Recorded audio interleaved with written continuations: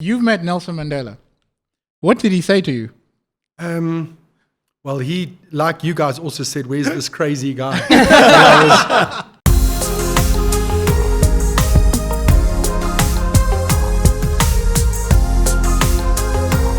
You're now tuned into LWC Radio. We're ready, brother. Yeah. Well, welcome to LWC Radio, where we talk about fresh, real, relevant topics. We're excited today. I've got Matt, my co-host, sitting next to me this time. Hey, I'm back again for the third time. Yes.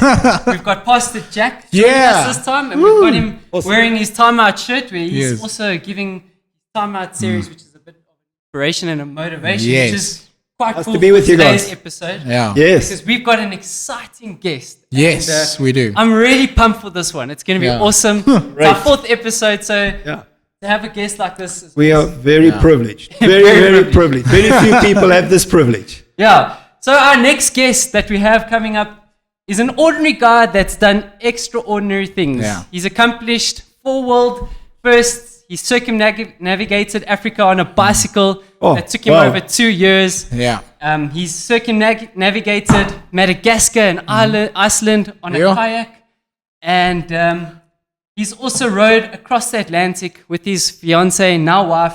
Yes. And is also an author, producer, and motivational speaker. Pioneering explorer. Hands down, probably one of the greatest South Africans. He's cycled around the entire perimeter of Africa. They have spent essentially all of 2014 so far on a rowboat. One of my favorite South Africans. Welcome to LWC Radio, Riaan Manser. Yeah. Thank you. Awesome. I hope that wasn't too much. No, listen, it's nice when people say nice things about you. Who doesn't enjoy that? You're right. Well, it's a privilege to have you with us, and we're excited. It's not often that you get to meet such an inspirational person, an ordinary person from what I've seen doing extraordinary things. And that's something that we really have been talking about the last few weeks at our church, is how ordinary people can do extraordinary things. Yeah.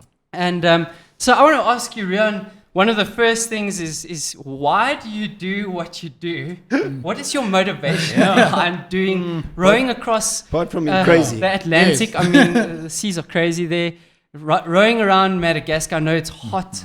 The sun pelts you down, you're by yourself. What makes you do these types of things? Listen, I think most people in their careers would tell you that it's all by accident. You know, you get led in some ways that you can't at the time tell. I try and be a little bit more articulate now if people ask me, listen, my career's been 20 years. If you show me somebody now that's in 20 years of their career has nothing to show for it, I'd question, where their commitment was and where their determination was. So mine is just like any person's career should be. You should have something to show. And I mean, come on, the topic of my career is pretty interesting. So it's not. I'm not just another scientist or just another lecturer. Or we're glad. So listen, I really appreciate that people say, listen, well done. I really appreciate that people give me accolades. And, it's some glory, I guess, but it's all irrelevant in the bigger scheme of things.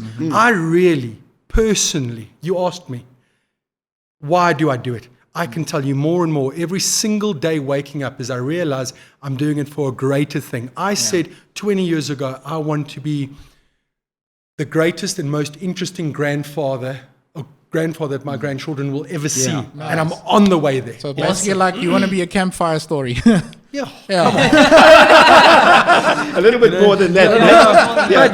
But Mac's on the right track. So I still don't know why I'm doing it. I hope that people at my funeral will be able to tell people why I did. That's probably, like Mac says, a great campfire story. My funeral, I want people to wax lyrical about why I did it. Oh, that's awesome. Yeah. That's great, man. So you've been through many scary adventures. Just to name a few, you've encountered sharks. You've one of your biggest ones is you got captive twice. I think it's in Madagascar. You got caught captive, imprisoned, and in Liberia. So I probably hold a world record for being imprisoned. I think for doing nothing wrong. Yeah. Hey, listen, every prisoner on the planet is always innocent. Also politicians. I'm claiming the same. But I've been in dangerous situations over the years. What I want to find out is what in those situations, I mean, it's a very fearful. You were talking to our students, and you were saying how you were shaking in your knees. Yeah. What drove you out of that situation? When you were in those situations, what were you relying on? What were you holding on in your mind to say, I'm going to get out of this? Or were you even doing that? No, I think I probably suffered from a little bit of goldfish syndrome, where it happened and then I forgot about it 10 seconds later. Maybe you can give us a explanation of one of the events that you went through, and talk us through that. What was going through your mind, how you conquered that? Yeah, Newton, listen, so if we could pin down one, I think what the media loved on that bicycle trip of mine was being captured by the rebels in Liberia, because it was something they were all still reporting. I'm talking globally, So when you have somebody sitting over here saying, oh, do you know that war we all heard about and then they made movies about? Yeah. Oh, here is a guy who was actually in the country at that time and captured by the rebels. It's an untrue story. Yeah. It's not real.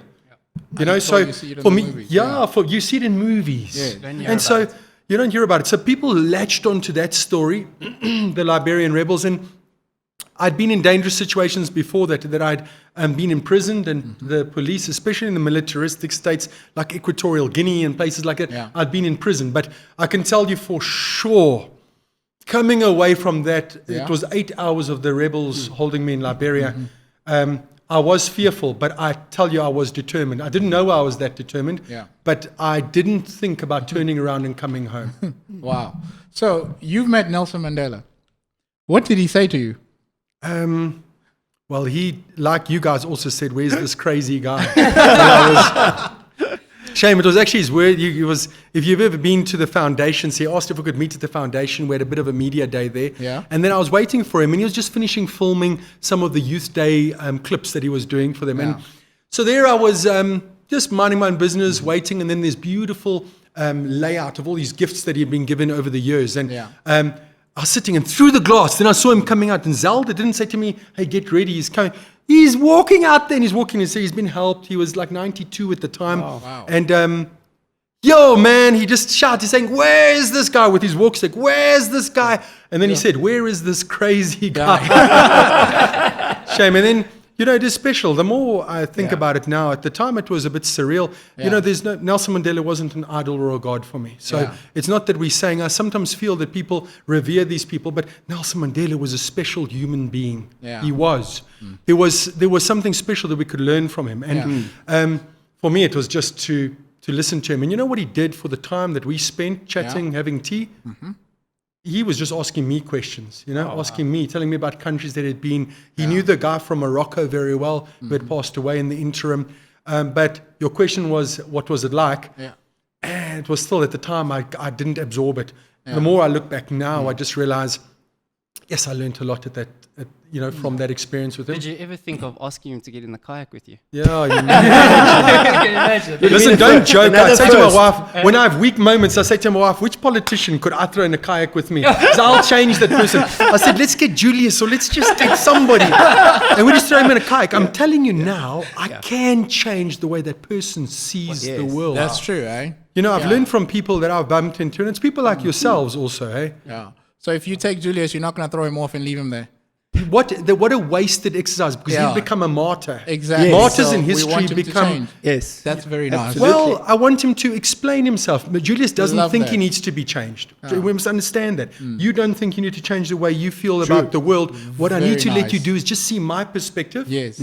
And then you will change, not me telling you to. So I'd love to be able to sit around a campfire, get to know him and talk about it. I would. Yeah. I won't throw him off the kayak. So if he's watching, Julius, I'm not going to throw him off the kayak. He's definitely not going to phone in. Yes. I've got a question for Riaan.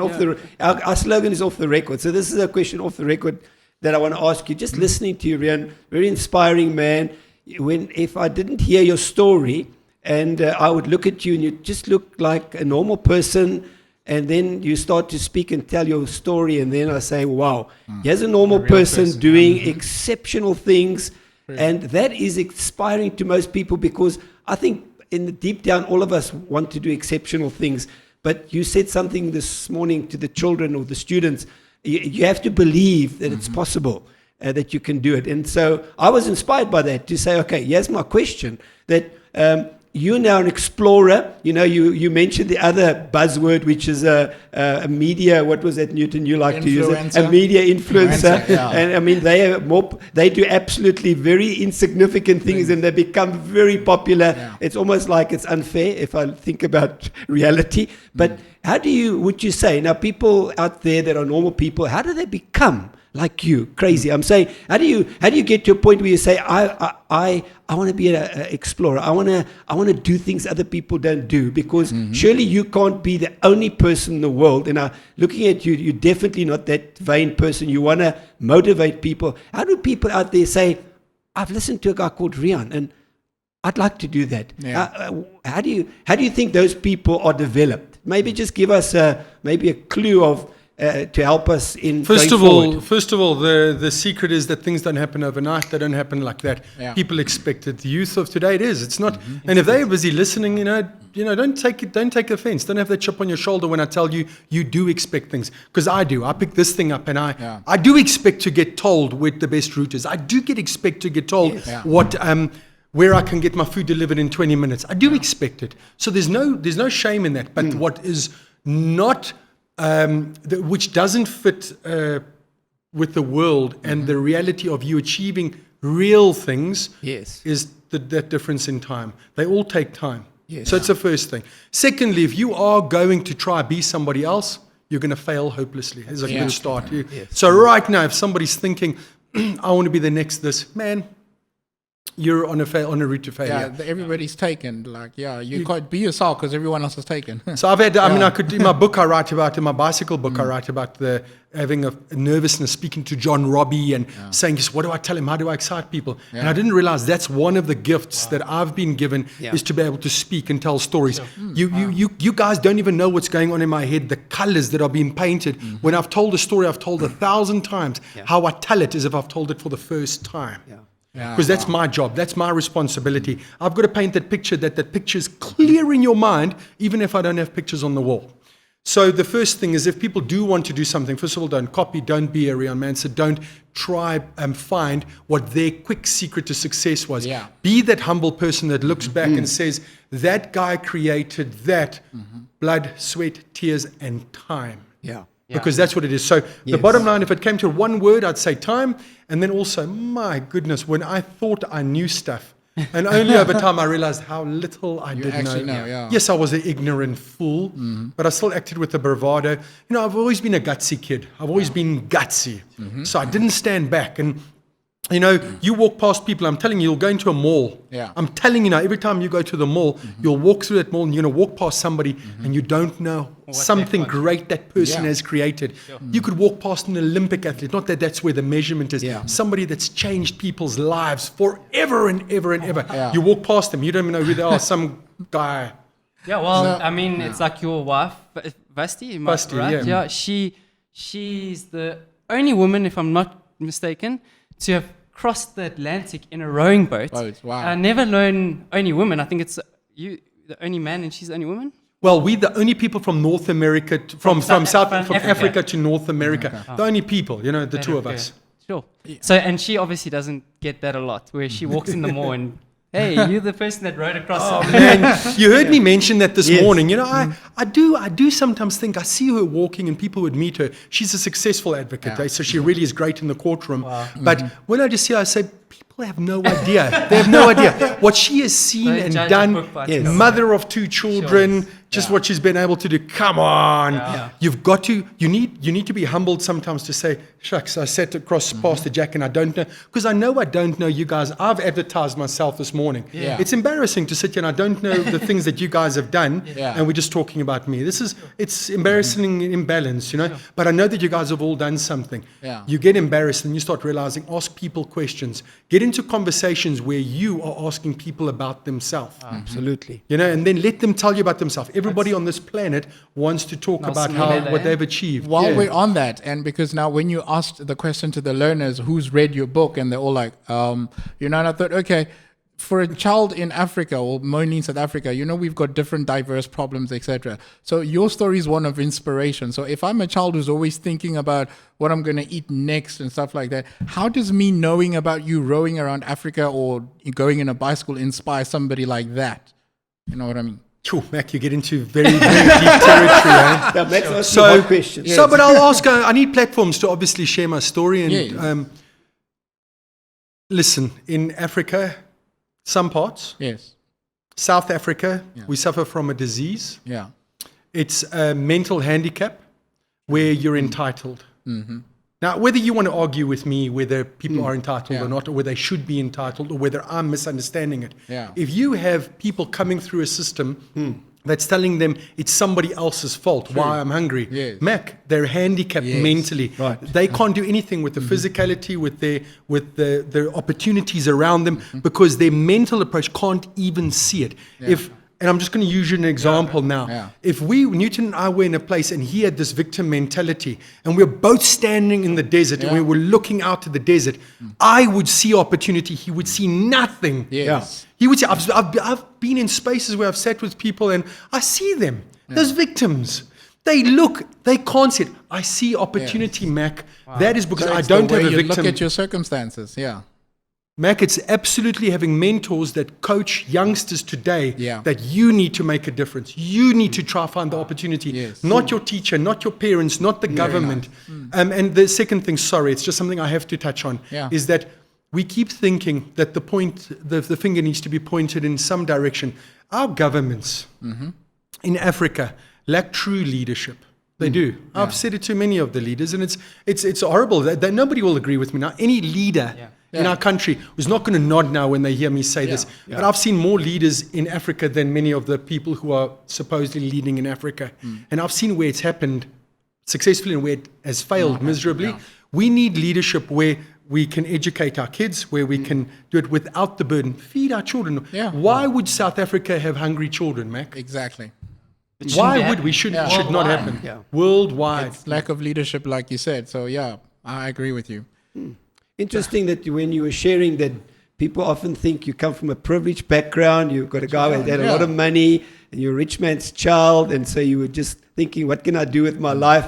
But people don't know that you actually, that you had humble beginnings that many people can relate to and say, if he can do that, because I always think about it like that. I'm challenged by, if that guy can do it, I know it sounds arrogant, but then I can do it. But if I think that guy cannot, if I don't think like that, then I also say to myself, I can't do it. Let's get a grip of this world. If we've had any discomfort in our growing up, the first thing you would look at, again with a victim mentality, and listen, I'm not saying I was the one who was gifted this, but if you as a kid asked me what are my talents, I would have told you sport, because I was good at sport. I wouldn't have actually realized that my greatest gift was this tenacity. Wow. I see it, and it's all because of can't buy it. You could call me, you can't, but you need to have understanding, and that's the teachers, and I think the mentors need to understand that that's what you can give a child, is that ability to be tenacious and to find opportunity. That's my gift, and that's what I've been able to see through, and I really, really sincerely am grateful for sometimes when I look back now, sad times in my life when I was a kid, and I felt like a throwaway rag, like a child that nobody wanted. I really felt like that, really, and nothing miraculous happened. I was gifted something that allowed me now you guys want to interview me. Get a grip. I'm not acting humble. I'm not acting humble. I'm brash when I need to be brash. But I do. Speak to my wife, speak to people who know me. Sure. I still don't understand why people need to laud me. And applaud me, and they don't need to. But I do appreciate that what I have done in 20 years has been day in, day out commitment, and with that tenaciousness. I'm grateful for my upbringing, actually. Okay. Awesome. Well, we're privileged to have you, right? Yes. We would like to I'm inspired. Thank you for what you've given, and what you've given to South Africa, and Africa, I was just thinking about being the first African people to row, and I hope in the future that we have more and more people like you. I would like to just ask you one last question before we get going. For the people listening out there, any advice for those people that are stuck in their day-to-day work life? In Joburg, we are like ants. We wake up at 8, go to work, go home at 5, eat, sleep, wake up again. And same routine over and over. There's a longing the for it. No. We get to the point where we're having that little thing in your tummy, I want to know, what advice can you give people that are longing for adventure? Where can they start? Well, you don't Being have to. realistic. Yeah, you don't have to copy what I do and say you have to do this big bicycle trip or these ocean crossings. I think some people think that's what it is. Just bring them back, maybe a step or two.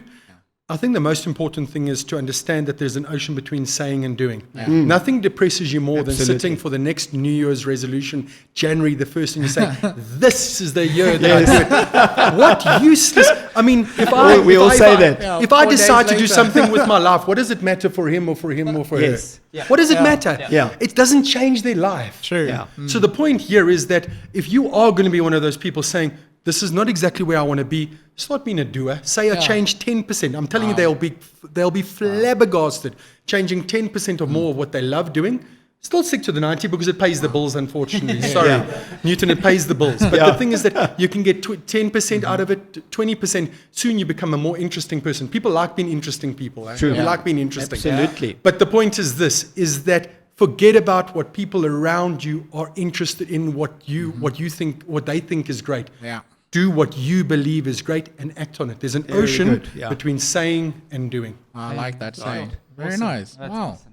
Well, thank you, Riaan, for being on LWC Radio. Yes. Off the record, though, do you have any regrets in your past 20 years that you've had this experience? Are there any regrets? You know, obviously the answer is that you could never ever change it. So you would psychologically be on a back foot if you believe there were regrets. So you need to be in a strong, robust mindset to believe that everything was meant to be the way it was. I'm not really in that space always, but I listen, there's many journeys that I wish I had other results for the way that they ended what I learned. I wish I had other things, but they're so minor in the bigger scheme of things, man. I've got two beautiful, the way you are. I've got two beautiful sons at home now with my wife, and I can tell you, for the people who have children, there is no greater gift from God than actually seeing your children born and then actually understanding the real meaning of life. Wow. The real meaning of life. Are they as adventurous as you? Man, give the 3 month a gap, you know. Give that 3 month a gap. The 3-year-old is way more adventurous than me. Still trying to rein him in. I don't know what to. Wow, well, if he's got So you the to next look up big to, thing for you is fatherhood. I'm sure you're going to put them on a few boats. Yeah. That's all I know. That's coming Or from bicycles. them. Or bicycles. Awesome. No, well, it's good to have you with us. Thank you for being with LWC man. Radio, and we hope that you have many more crazy adventures, and we can't wait to hear more about you. Where can people find out a little bit more about you, as your life, your story? I know you've got Google's your best friend, you know. Just put in Riaan Manser or just say Around Africa on the bicycle, or they can just contact you guys. It's my name, so just Riaan Manser and .com and RiaanManser.com. Awesome. So if you want to go find out and get some inspiration and motivation, find RiaanManser.com. We'll leave it in the link below.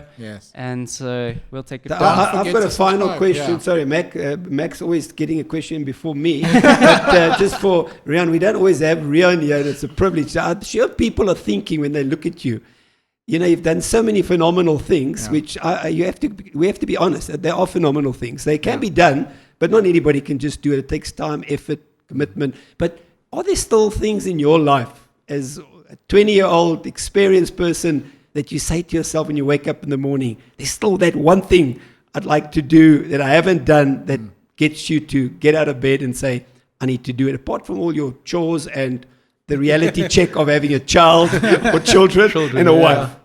I think I'm ambitious just by nature. I think just the willingness. So again, I don't just blurt out. I wouldn't come to places. I've never done what I've done for media's sake, you know. So I don't go and tell people, you know, this is what I'm dreaming of, it's my idea. Absolutely, my heart has to be in it, and I have to be willing to die doing it, because then I'm really committed. And with kids now, it's difficult to know that that's what I really want to do. But I've always had dreams about getting around the planet in some way. Just I don't know how. But that's the biggest clue I could give you, is that there's one journey that's sort of maybe my swan song. Not really the swan song. I don't want to die in it. But I mean, the thing is that listen, ultimate. But it will never end for me. You know, I realize now with the 5 matrics that I took to Antarctica is that there is more joy in giving than there is in receiving. And I've always known that. But I think sometimes we're just so politically correct that we can't say, I'm doing this so that I can give. It makes me feel like a rock star when I look at the 5 students that went to Antarctica, and more so when I see them taking hold of this opportunity and realizing that they can actually make a career or a future out of it. That's my goal. But yes, I do have an idea, and it's something about going around this incredible place called Earth. I hope it's got to do with air, because I see you've done everything on Earth. Yeah. But now I'm just waiting for you to do something up there. Yeah. We're not playing that game, colder, getting hotter, because you are getting hotter. Yeah. So getting hotter. Yeah. Hot air balloon. Hotter, very hot. No, I'm joking. Okay. Awesome. That's great. Well, thank you, Riaan, again. Thank you, Mac. Thank you, Pastor Jack, guys. for being with us. Been great, If you want to catch us, subscribe to our YouTube channel. Yes. And Like, we'll see you subscribe, next and share. Tuesday. Yes. Cheers, guys. Cheers, guys. Thanks, Bye. Thank you, guys. Thanks, Riaan.